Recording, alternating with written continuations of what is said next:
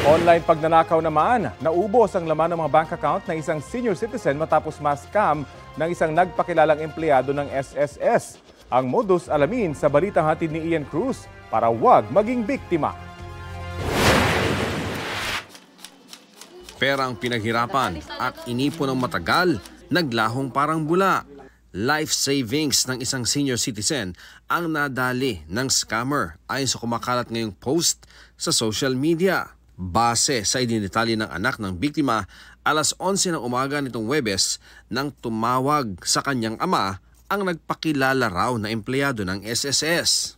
Sinabi raw ng babae na may update ang SSS app at hindi na kailangan pumila sa branch para makakuha ng PRN o Payment Reference Number na nagkataong kailangan noon ng kanyang ama. Ipinadala raw sa email ng kanyang ama ang link para ma-download ang app na kailangang i-install. Bandang tanghali, hindi raw ma-contact nang nag-post ang kanyang ama kaya pinuntahan niya ito. Hindi pa raw natapos ma-install ang app kahit noong pasado 1:00 na ng hapon.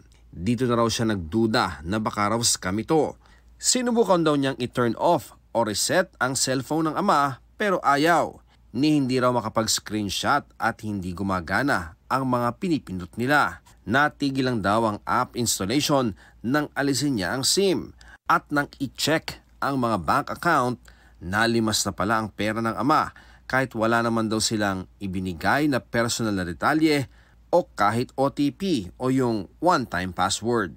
Inalis nila sa phone ng app installer, inireport sa mga bangko ang mga transaksyon, pinablock ang mga card at nagpalit ng passwords at PIN. Ang Social Security System nagpaalala na hindi tumatawag o nagpapadala ng mensahe ang SSS para mag-alok ng espesyal na pribilehyo kapalit ng pag-update ng My SSS o SSS mobile app.